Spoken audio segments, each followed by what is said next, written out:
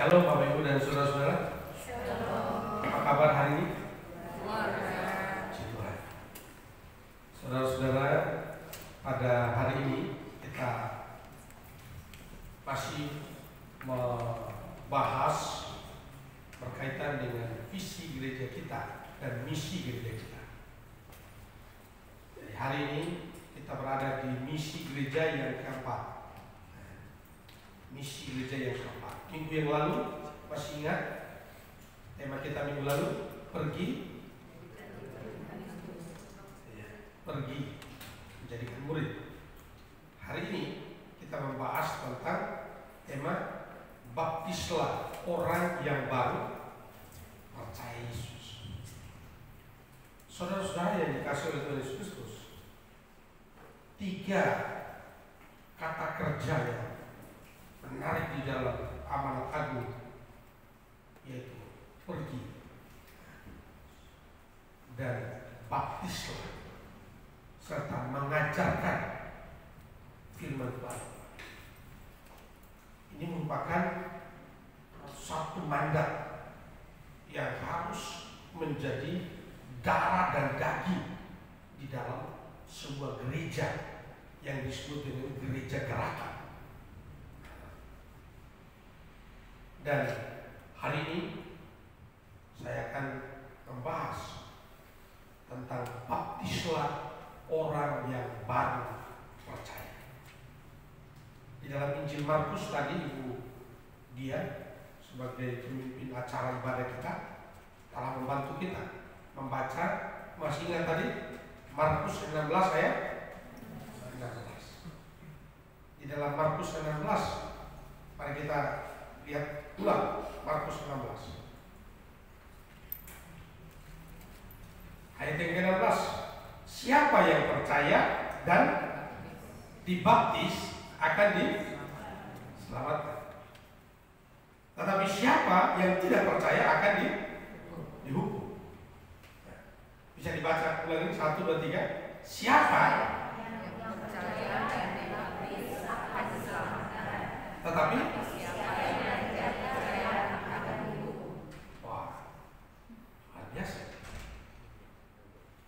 waktu saya membuat status di Facebook, saya buat ini, lalu kemudian Pak Paul dari Cilegon dia komen, bagaimana kalau ada orang yang sudah percaya, dia belum dibaptis, sudah meninggal, apakah dia diselamatkan? Kan? Jadi sudah percaya, belum dibaptis, meninggal. Hampir saya mau jawab, orang itu juga cepat amat sih meninggal. Tapi saya jawab kalau orang tadi, kalau mau tahu jawabannya, hadir dalam ibadah. Soalnya ini menarik. Jadi amanat ini menekankan bahwa siapa yang percaya dan dibaptis akan diselamatkan. Tapi siapa yang tidak percaya akan dihukum.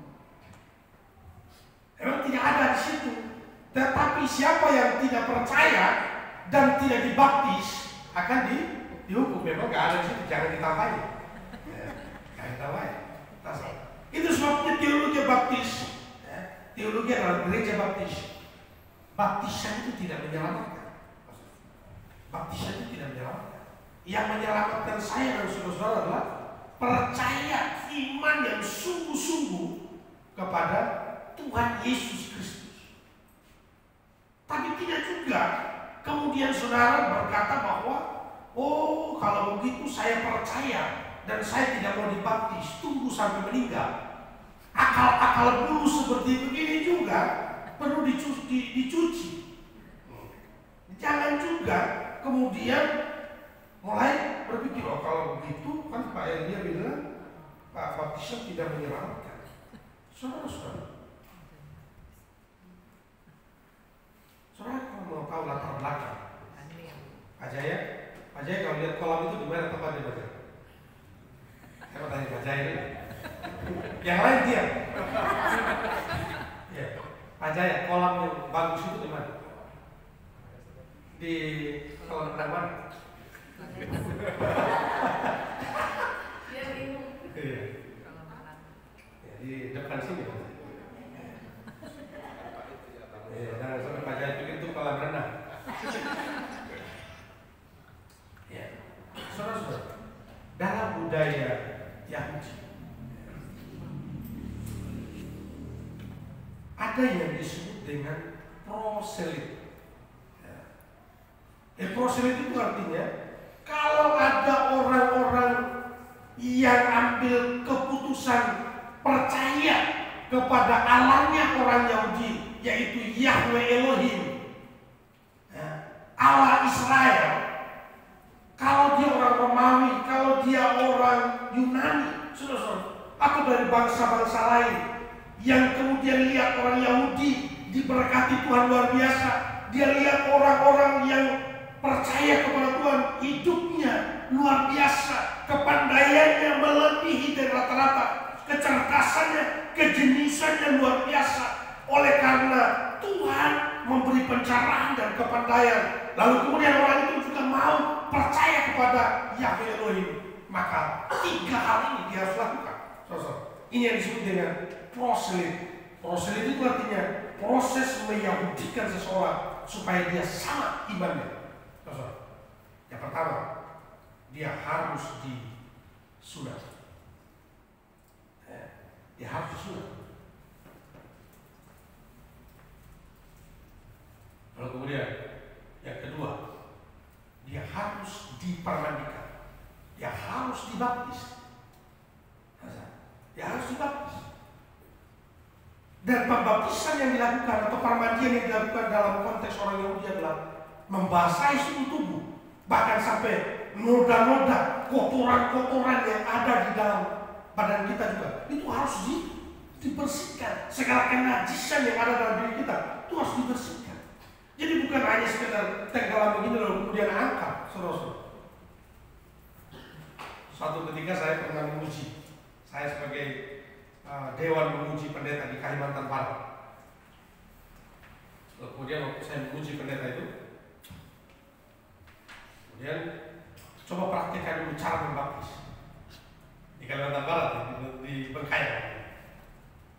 Kemudian waktu membaptis pendeta itu, calon pendeta sambil pendeta, calon pendeta ini membaptis dalam nama Bapa, maksudnya diangkat, dalam nama Anak, masukin lagi, angkat dalam nama Roh Kudus. Wah, saya langsung spontan tertawa di situ. Saya yang mengajukan pertanyaan ini, saya spontan tertawa. Saya tertawa karena saya kasihan dengan orang yang ditenggelamkan. Untung saja orang itu nggak mati. Bayangkan, dia belum sempat ambil nafas, anak belum sempat ambil nafas, Roh Kudus. Begitu akan gede kali, ya gimana lagi? Saudara-saudara, kalau itu hanya sebuah simbol, ya udah satu kali cukup lah, ya. Ini saudara-saudara yang dikasih oleh Tuhan Yesus, kadang-kadang kita gereja atau hamba Tuhan juga bikin terlalu sulit. Tapi substansi yang harus kita dapat. Sunat, apakah kita harus sunat jasmani? Perjanjian baru sudah sangat menolong kita bahwa sunat tetap harus dilakukan, termasuk kepada kita. Saudara-saudara harus disunat, termasuk perempuan juga harus disunat. Tapi sunat bukan sunat jasmani, tapi sunat rohani. Ini saudara. Lalu kemudian yang kedua, dipermandikan, dibaptiskan juga harus dilakukan, saudara. Karena orang yang mengaku percaya kepada Yesus Kristus harus melewati tahap. Itu sebabnya ketika orang-orang Yahudi termasuk Yesus, saudara, melakukan pembaptisan, dia dibaptis. Apa bedanya baptisan Yesus dan baptisan Yohanes Pembaptis? Baptisan Yohanes Pembaptis, aku membaptis kamu sebagai tanda pertobatan. selamat, engkau mengakui Dia Yahweh Elohim, Allah pencipta langit dan bumi, maka sebagai hamba Tuhan, saya membaptis kamu. Itu baptisan Yohanes. Jadi, lalu kemudian Yesus, apakah Dia dibaptis oleh Yohanes sebagai tanda pertobatan? Begini, Bu Maria akan tanya saya, apa dosa Yesus? Yesus tidak berdosa, tapi karena budaya Yahudi, Dia datang ke dalam dunia ini melalui budaya Yahudi, maka Dia juga melewati menjadi teladan melalui pembaptisan atau permandian tadi. Ya, Yohanes berkata begitu dia masuk ke dalam air, Yohanes bilang, membuka tali kasutnya pun aku tidak layak. Ketika Yesus ada di depan dia, Yesus tahu bahwa memang dia tidak berdosa. Kalau pengertian baptisan bagi banyak orang yang dilakukan oleh Yohanes sebagai tanda pertobatan, aku bukan karena dosa dan harus bertobat, tapi aku ada di hadapanmu. Yesus berkata, lakukan. Saudara, sebagai ketaatan, saudara-saudara yang dikasih oleh Yesus. Jadi, Bapak Ibu dan saudara-saudara, yang ketiga, saudara, dalam proses itu, persembahan. Memberikan korban persembahan. Ini penting, saudara. Orang-orang yang sudah percaya kepada Tuhan, dia selain dia disunat, dibaptiskan, dia juga mengambil bagian di dalam memberi korban persembahan. Karena itu saya senang tuh baptisan ulang tahun gereja kita kemarin ada 8 orang yang dibaptis ya. Anak-anak itu Pak Medan, nomor perpuluhan saya berapa? Wah, ini kalau jemaat semua begini kan enak. Banyak jemaat yang mau menghindari. Kalau bisa jangan Pak Medan tanya nomor perpuluhan, dan saya nggak bisa tidur nyenyak. Saudara yang dikasih oleh Tuhan, ini ajaran firman Tuhan. Dan penekanan dalam poin ini, khususnya dalam amanat agung ini. Saya juga menyinggung tentang Roma, dan saya masukkan Roma 6 ya, ayat 1 sampai 6. Penekanannya adalah persekutuan, penyatuan dengan tubuh Kristus melalui baptisan itu. Jadi dalam teks Yunani amanat agung itu ada 3 kata. Saya sudah singgung, pergi, lalu kemudian membaptiskan, yang ketiga mengajarkan. Minggu depan pastikan saudara hadir. Minggu depan akan saya bahas mengenai mengajarkan firman Tuhan dalam ketaatan. Dan baptisan melambangkan penyatuan, Roma 6. Penyatuan dengan Kristus. Ini adalah misi utama gereja. Gereja baptis kita, Kasari. Ini juga adalah misi utama kita. Poin yang keempat, para pelayan mimbar itu udah hafal banget. Masing-masing kita, masing-masing kata yang merupakan perintah untuk menjadikan murid, pergi membaptiskan, mengajar adalah unsur-unsur dalam komunitas. Sebagai orang Kristen kita dipanggil bukan hanya untuk percaya. Halo Bapak Ibu, menjadi orang Kristen kita itu tidak hanya untuk menjadi percaya, tiap minggu datang ke gereja, ya, bukan hanya sekedar itu, tetapi dikatakan untuk berbuah dan berlipat ganda bagi kemuliaan Tuhan. Jadi ini penting sekali kita renungkan baik-baik Bapak Ibu dan saudara. Siapa yang harus baptis? Ini pertanyaan pertama. Ini memang nggak ada cocok, tapi pertanyaan, siapa yang dibaptis? Berdasarkan teks kita, orang yang baru percaya dan menerima Yesus sebagai Tuhan dan Juru Selamat secara pribadi. Kalau hanya percaya saja, saudara, si Iblis juga percaya. Iblis juga percaya Tuhan, kan? Iblis juga percaya Tuhan. Saudara harus bisa membedakan percaya saja dengan mempercayakan diri. Itu beda. Itu beda sekali. Saya percaya,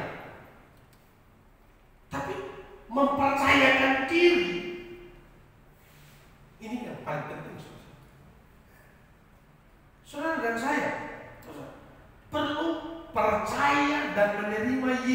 sebagai Tuhan dan Juru Selamat secara pribadi. Ini yang paling penting. Siapa yang dibaptis? Orang yang sungguh-sungguh percaya dan menerima Yesus sebagai Tuhan dan Juru Selamat secara pribadi. Kalau dia belum sungguh-sungguh percaya, tidak boleh dibaptis. Itu sebabnya di gereja kita ada namanya pembelajaran dasar iman Kristen atau yang disebut dengan katekisasi. Waktu seseorang mengambil keputusan untuk dibaptis, maka ada proses pembelajaran dengan mata pelajaran khusus. Kalau nggak salah itu sekitar 8 kali pertemuan, 8 tema yang kita akan bahas kepada mereka-mereka yang menjadi calon baptisan. Apa tujuannya? Supaya mereka punya pemahaman dasar iman Kristen, khususnya mengenai Yesus Kristus. Jangan dibaptis karena ikut arus. Ya, oh teman saya dibaptis enak banget, dia pakai baju putih, saya juga mau dong. Bukan begitu. Atau karena orang tua yang mau, ya, orang tua papa mama saya mau dibaptis, ya udah saya dibaptis saja deh. Bukan begitu. Atau mungkin anaknya belum ngerti apa-apa, belum percaya, masih digendong sama papanya, lalu dibaptis. Juga bukan itu. Firman Tuhan berkata, barang siapa yang percaya, itu kata kuncinya. Barang siapa yang percaya dan menerima Yesus sebagai Tuhan dan Juru Selamat, itu yang masuk dalam kategori dibaptis. Saudara-saudaraku yang dikasih oleh Tuhan Yesus Kristus, ada banyak orang ikut arus. Banyak orang dibaptis karena ikut arus. Ada pemahaman-pemahaman yang keliru. Ini saya kesaksian sih. Ya, saya kesaksian sih. Jadi saya bukan kesaksian. Saya waktu kelas 2 STM mulai kelas 3, saya di Kupang dulu. Kemudian saya kan belum sih. Saya dibaptis dulu 8 bulan. Boleh. Saya 8 bulan belum bisa ngomong, udah dibaptis. Lalu mama dan papa saya telepon saya. Apa itu panggilan saya? Pulanglah nanti masa liburannya. Untuk apa? Ya kamu harus dibaptis. Selama ini papa dan mama yang tanggung dosa, papa dan mama saya yang tanggung dosa saya. Dosa saya kan banyak banget. SMA itu lagi nakal-nakalnya. SMA itu lagi nakal-nakalnya. Dosa banyak banget. Lalu kemudian papa dan mama telepon merayu saya. Pulanglah, kamu harus dibaptis. Papa dan mama sudah berat menanggung dosamu. Saya tidak bisa menolak karena saya tahu diri dosa saya banyak banget. Dipikul sama orang lain. Orang tua saya yang pikul. Udah nggak saya bantu mereka kasih uang, udah mereka keluarkan uang untuk sekolah saya. Sekarang mereka harus pikul dosa saya. Wah, tidak tahu diri amat. Ya kan? Akhirnya apa? Siap pulang. Saya pulang. Khusus pulang untuk di CD, bukan dibaptis. Karena saya dibaptis untuk di CD. Jadi pulang untuk di CD ya. Ini saya koreksi lagi. Orang tua foto bagus. Saya sendiri yang CD soalnya. Datang dari Kupang ini kan, ada rantau ini kan. Saya dibikin pesta luar biasa. Saudara-saudara, saya begitu selesai acara itu, wah, rasa orang tua saya itu senang banget. Mereka seperti rasa lega, ya. Rasa lega kalau dosanya itu seperti saya udah tanggung sendiri ya. Sekarang saya mau tanya saudara, kalau itu pemahaman, saya kira juga orang tua perlu bertobat. Ya. Masa merasa lega dosa ditanggung sama anaknya? Harusnya merasa supaya dosa itu hapus kan begitu ya. Jadi jangan seperti saya orang tua itu kamu udah tanggung sendiri, saya agak lega yang ditanggung sendiri deh. Ya seperti begitulah kira-kira maksudnya. Dosa bukannya dihapus malah dikembalikan ke anak, kan itu kan masalah lagi kan. Pikir-pikir apa? Saudara-saudara. Kemudian saya belajar mendalami firman Tuhan, saya mengerti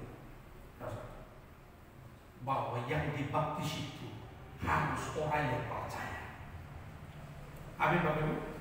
Harus orang yang percaya. Nah sekarang saya mau tanya, kenapa ada sini? Apakah kata sidi ada di Alkitab? Nggak ada. Nah, sidi itu artinya pengakuan. Pengakuan ini. Kenapa sidi dilakukan? Karena Martin Luther, Calvin tahu betul bahwa yang benar adalah orang dewasa mengaku percaya. Tapi ada satu tindakan yang sudah dilakukan dulu waktu anak itu belum percaya, orang tuanya yang baru percaya, perlu diklarifikasi dalam tanda petik. Perlu diluruskan, perlu diarahkan kepada yang benar, yaitu baru sidi. Di sidi itu baru tanya langsung. Di depan pendeta tanya, apa yang kamu mengaku percaya? Nah, baru anak itu jawab, ya, saya mengaku percaya. Baru dia disidi oleh pendeta. Saudara-saudara, apa maksudnya? Karena dulu waktu dia dibaptis 8 bulan belum ngerti apa-apa, maka sidi perlu dilakukan. Gereja baptis tidak perlu ada sidi, cukup dengan baptisan. Karena orang yang dibaptis dipastikan orang itu sudah percaya Yesus. Begitu saudara-saudara. Jadi saudara-saudara, ini yang pertama, pemahaman ini mesti mengerti betul-betul kita sebagai gereja baptis. Gereja baptis. Dan yang kedua, saudara, caranya gimana? Caranya ada beberapa baptisan, Ibu Diki. Ada beberapa baptisan. Itu baptisan pakai bendera, ya, pakai kesalahan ya, pakai bendera. Itu bendera itu kalau nama Bapak, pakai bendera dalam nama anak, pakai bendera. Ada juga yang cara baptis pakai percikan. Tapi ya Alkitabiah disalahkan. Disalahkan. Baptison. Saudara bisa buka di Bible. Saudara bisa buka di teks-teks Yunani. Saudara akan temukan terjemahannya, yaitu membenamkan atau menenggelamkan. Jadi berarti apa? Disalahkan. Ini cara. Jadi orang yang baru percaya itu, dia percaya dan menerima Yesus sebagai Tuhan dan Juru Selamat, dia dibimbing untuk mengerti firman Tuhan, baru dia dibaptiskan. Dibaptiskan dengan cara. Karena itu gereja baptis. Saudara, kita ini melakukan firman Tuhan, membaptiskan orang yang baru percaya, membaptiskan mereka, tapi disalahkan. Sebentar saya akan jelaskan. Dalam Roma pasal 6 di poin yang ketiga, mengapa diselamatkan? Mengapa diselamatkan? Mengapa tidak hanya diperciksa? Saya ingin bersaksi lagi. Waktu saya kuliah di SD ya, SD itu punya aturan akan lulus kalau 15 baptisan. Ya, dulu saya pelayanan tempatnya Bang Herla. 3 tahun saya melayani di Beijing, hanya 3 baptisan. 3 baptisan. Waktu itu ada keluarga ini saya rekam tapi dan saya bisa foto. Siapa dulu yang itu yang sopir itu Silahi atau siapa waktu itu yang di kugusan kan? Dia kan Katolik. Ya. Lalu kemudian saya berapi-api karena saya kejar baptisan padahal kalau nggak ada baptisan saya nggak bisa proposal. Dia kebetulan penyakit kena batu ginjal. Dia saya doain dia. Lalu kemudian pas lain gitu, makasih ya dia sopir aku, makasih ya udah didoainnya. Batu ginjal saya pas saya buang air kecil langsung keluar batu katanya. Puji Tuhan, boleh nggak saya ke gereja bukan? Wah senang banget. Anak 3, anak 3, suami istri 5, persyaratan proposal 7. Dari 5 tambah 3 udah aman. Saya pikir-pikir, wah saudara, puji Tuhan. Sebagai mahasiswa yang baik, saya ajak lagi kepala saya, punya bayar. Saya tungguin dia, saya pakai sepeda, air kepala dari kantor. Saya tungguin dia di gang. Itu dia datang kami jalan, saya juga dorong sepeda, jalan masuk ke rumah kasih lawan. Sampai sana mereka udah tunggu karena udah janjian. Sampai di sana ngobrol. Dia bilang masih lain. Puji Tuhan Bapak sudah sembuh. Bapak tidak harus yang Bapak itu percaya Yesus sebagai Tuhan dan Juru Selamat, Bapak memperoleh keselamatan. Bapak tidak harus pindah gereja. Wah, ini menarik. Bapak tidak harus pindah gereja. Bapak tekuni aja sekarang. Yang penting adalah percaya Yesus sebagai Tuhan dan Juru Selamat secara pribadi. Wah, hati saya sudah 5 hilang. Oh, jadi begitu ya, Pak ya? Oh, jadi begitu ya, Pak ya? Tidak harus pindah gereja ya, tapi tetap di Katolik aja. Kalau Bapak tetap di Katolik karena agama tidak menyelamatkan. Memang benar yang dia katakan ini teologi yang benar yang dia bilang ini memang. Dia lupa kalau saya ini punya masalah.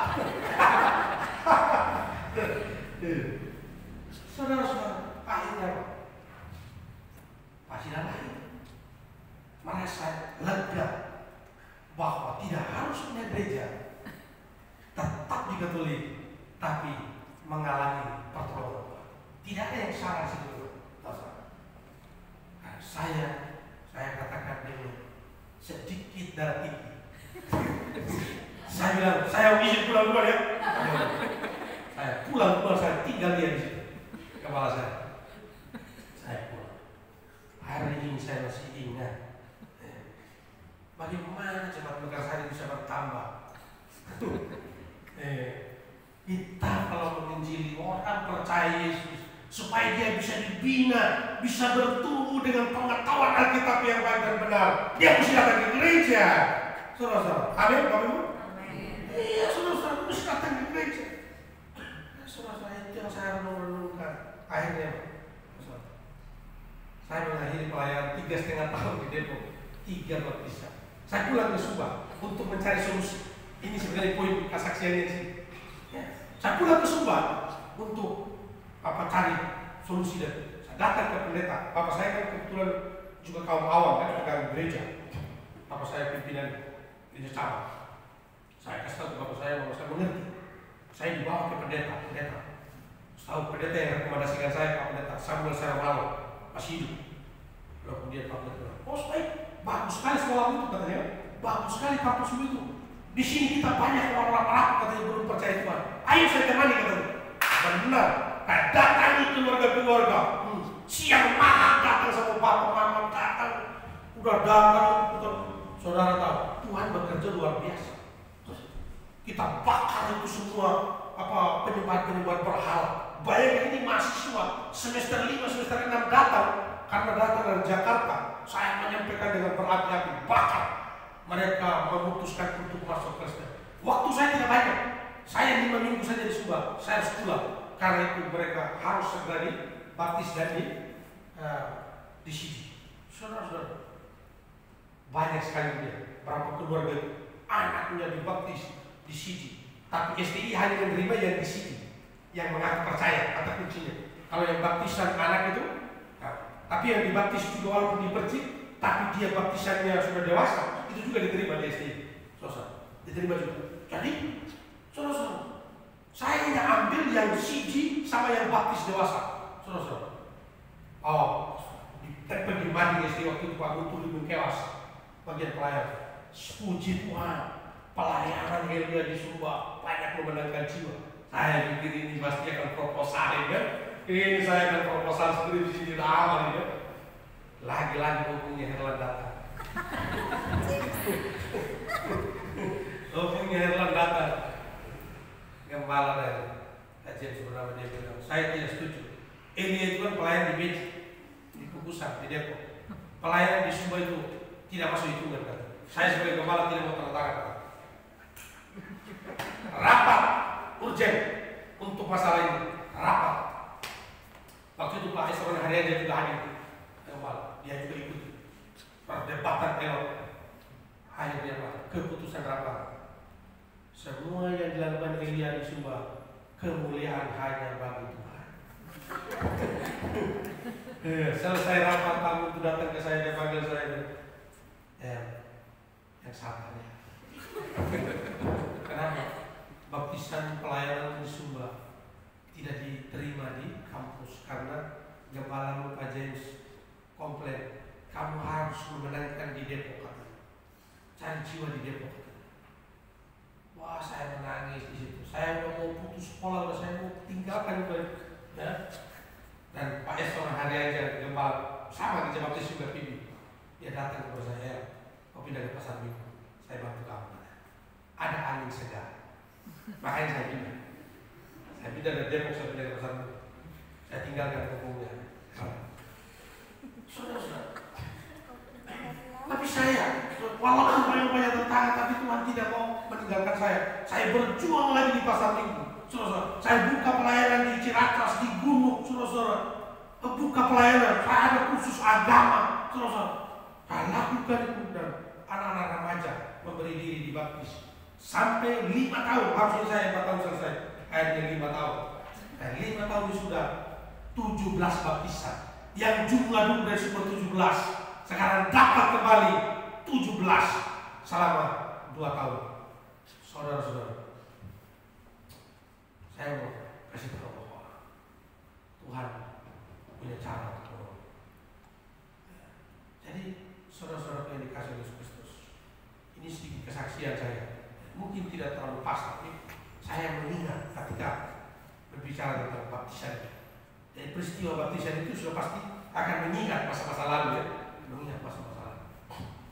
Waktu Pak Esron membaptis di kolam Tirta Yuda, ingin tahu ya kolam Tirta Yuda di Kopassus itu, saya mengajak pas baptisan. Kalau kemudian pas sudah masuk dalam kolam baptisan, saya bilang sama Pak Esron, Pak Meta, saya juga mau dibaptis. Oh, kaget. Kamu belum baptis kan? Belum. Oh, kalau saya tahu kamu belum baptis, kamu gak boleh mengajar kan? Ini pengakuan dosa. Dan akhirnya saya juga dibaptis di kolam Tirta Yuda, Kopassus tidak.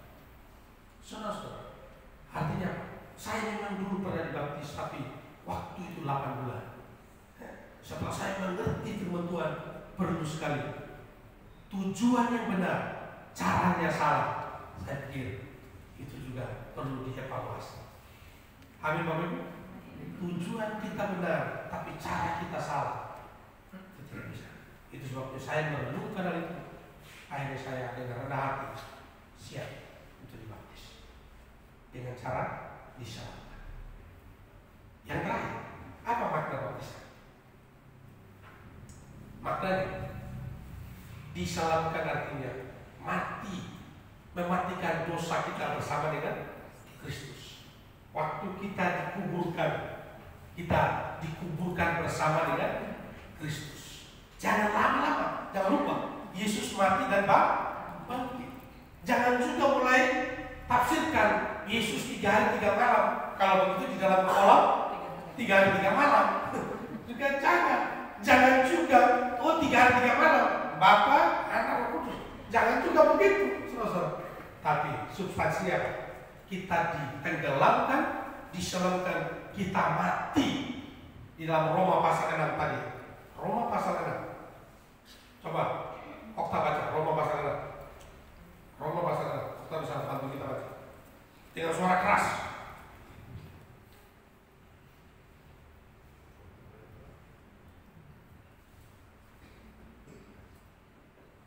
Roma pasal 6 ayat 3, 4, 5 dan 6. Mulai dari ayat 3. Okta.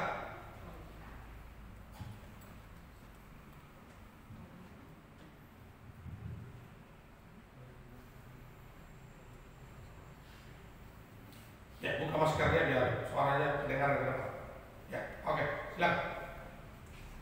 Atau tidak tahukah kamu bahwa kita semua yang telah dibaptis dalam Kristus telah dibaptis dalam kematiannya? Amin. Dengan demikian kita telah dikuburkan bersama-sama dengan Dia oleh baptisan dalam kematian, supaya sama seperti Kristus telah dibangkitkan dari antara orang mati oleh kemuliaan Bapa, demikian juga kita akan hidup dalam hidup yang baru. Sebab jika telah menjadi satu dengan apa yang sama dengan kematiannya, kita juga akan menjadi satu dengan apa yang sama dengan kebangkitannya. Karena kita tahu bahwa manusia lama kita telah turut disalibkan supaya tubuh dosa kita hilang kuasanya, agar jangan kita menghambakan diri diri lagi kepada dosa. Oke. Jadi kalau sudah perhatikan ya, jadi ketika kita dikuburkan, kita mati bersama-sama dengan Kristus. Kita dibangkitkan, kita bangkit bersama dengan Kristus dalam hidup yang baru. Paulus berkata, atau tidak tahukah kamu? Ini adalah makna.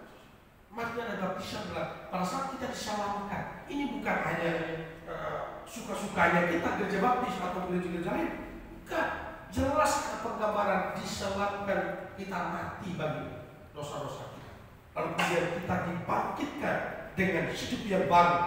Bahkan kalau saudara baca kitab Korintus, karena Kristus bangkit, kita pun dibangkitkan pada akhir zaman. Apalagi makna yang lain? Mungkin saya tidak tulis di sini, tapi saya bisa tambahkan saudara-saudara makna yang lain. Kita menjadi milik Kristus. Deklarasi iman. Apakah saudara percaya Yesus sebagai Tuhan dan Juru Selamat secara pribadi? Maka Jevan dengan tegar berkata, ya, saya percaya Yesus sebagai Tuhan dan Juru Selamat secara pribadi, sebagai hamba Tuhan. Atas pengakuanmu di hadapan jemaat Tuhan, saya membaptiskan engkau dalam nama Bapa dan Roh Kudus. Berarti apa saudara? Ada kepemilikan saudara, menjadi anggota tubuh Kristus. Jadi maknanya adalah makna menjadi milik Kristus. Berikut lagi apa yang menjadi maknanya saudara? Ketaatan. Ketaatan. Jadi dengan kita memberi diri dibaptis, kita taat apa yang diperintahkan oleh Tuhan. Pergilah, jadikan semua orang murid dan baptislah mereka. Jelas kan? Jadi ketika kita percaya Yesus, lalu kemudian juga dibaptiskan, memberi diri dibaptiskan, kita taat akan perintah Tuhan. Jadi jangan pulang dari sini lalu kemudian mulai berkata, oh karena baptisan tidak menyelamatkan, kalau begitu tidak perlu baptis. Bukanlah ruang ketaatan. Karena itu saya mendorong saudara-saudara sekalian, ulang tahun gereja kita bulan Agustus ada baptisan. Bagi yang belum dibaptis, silakan daftarkan diri. Ini langsung tantangan ya, langsung tantangan. Jadi bagi yang belum dibaptis, mari saya akan membina saudara-saudara, membimbing dengan katekisasi, pengajaran dasar iman Kristen, dan kemudian mantap menjadi orang Kristen. Saya ingin bersaksi sedikit lagi.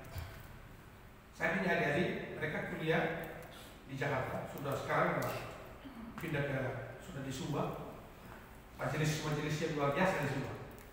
Ketika mereka ikut saya sampaikan mereka dibaptis. Mereka baptis salah di gereja baptis. Mereka baptis salah di gereja baptis. Lalu kemudian, apakah dengan mereka baptis salah, mereka kemudian ditolak di gereja GKS? Tidak. Justru pengetahuan firman Tuhan mereka yang memadai yang baik itu, mereka dipakai Tuhan menjadi majelis. Walaupun di semua baptisannya sistem percik, tapi pengetahuan mereka, pengalaman dan kerohan mereka dipakai Tuhan. Saya setuju. Pak Eko kemudian di Salatiga kemarin dia bilang, Pak Eli, kita doakan Sumba, kita tolong Sumba. Walaupun kita tidak buka gereja baptis di Sumba, kita tolong Sumba dengan pengajaran dan teologi baptis. Saya setuju Pak Eko. Saudara-saudara, jadi tidak harus kita pindahkan orang itu jadi gereja kita, tapi pengajaran Alkitabiah dia mesti punya. Dia mesti punya. Kekristenan kita, saudara, bukan ikut arus. Ini penting sekali. Kekristenan kita harus kekristenan yang Alkitabiah. Dan saya paling keras menyuarakan ini. Saudara-saudara, adik-adik saya, bukan hanya di kampung saya, ada adik yang lain yang kuliah di Kadesi. Mereka mengerti firman Tuhan, menerima Yesus sebagai Tuhan Yesus Selamat. Mereka pulang ke Sumba. Mereka menjadi orang yang dipakai Tuhan di gereja lokal untuk memuliakan Tuhan. Dan ini yang paling penting. Saudara-saudara yang dikasih Yesus Kristus, saya mau kebenaran ini terus kita suarakan dimanapun dan kapan. Kita bisa menjadi berkat. Amin, amin. Saudara siap melakukan firman Tuhan? Amin. Oke, mari kita Ibu Lili akan pimpin kita dalam doa ucapan syukur firman Tuhan. Ya Bapak, kami mengucap syukur Bapak di pagi hari ini, di siang hari ini, firman-Mu yang sungguh luar biasa buat kami sebagai anak-anak-Mu ya Bapak. Biar firman-Mu ini boleh berikan kami orang-orang yang percaya sungguh-sungguh beriman pada Engkau Bapak, untuk terus melanjutkan kami menjadikan saksi-Mu yang hidup Bapak, menjadikan orang-orang dibaptis dan percaya padamu sebagai Tuhan dan Juru Selamatnya yang hidup ya Bapak. Biar kami boleh terus menjadi anak-anak-Mu yang setia, melayani-Mu, bersaksi dan lebih dekat bagi semua orang, terlebih orang-orang yang belum percaya ya Bapak, sehingga mereka boleh diselamatkan dan untuk mereka untuk sungguh-sungguh menerima Engkau sebagai Tuhan dan Juru Selamat mereka dalam hidup mereka ya Bapak. Teruslah nama-Mu Bapak, biar firman-Mu boleh terus bertata dalam setiap hati anak-anak-Mu. Dan nama Tuhan Yesus kami mengucap syukur atas firman-Mu siang hari ini. Saudara-saudara yang dikasih oleh Tuhan Yesus Kristus, kita telah menikmati ibadah dari awal, puji-pujian penyembah. Kita telah mengambil bagian dalam memberikan persembahan dan berdoa kepada Tuhan yang akan sampaikan firman Tuhan. Siapa yang percaya dan dibaptis akan selamat. Kita akan kembali ke tempat kita masing-masing, pulang membawa kebenaran firman Tuhan. Engkau pulang dengan sukacita, engkau pulang dengan membawa berkas-berkas. Arahkanlah hatimu kepada Tuhan, pulanglah dan terimalah berkat Tuhan. Tuhan mensinarkan wajahnya dan memberikan engkau kasih karunia, mengangkat engkau naik dan bukan turun, menjadikan kepala bukan ekor. Setiap yang dikerjakan di dalam kasih dan takut akan Tuhan dibuat Tuhan berhasil. Sebab janji dan berkat ini kita terima dari Allah Tritunggal, Bapa Pencipta langit dan bumi, Yesus Tuhan Juru Selamat, penyertaan Roh Kudus, Immanuel, mulai dari siang ini sampai Maranatha. Yesus datang menjemput kita saleh-saleh. Amin.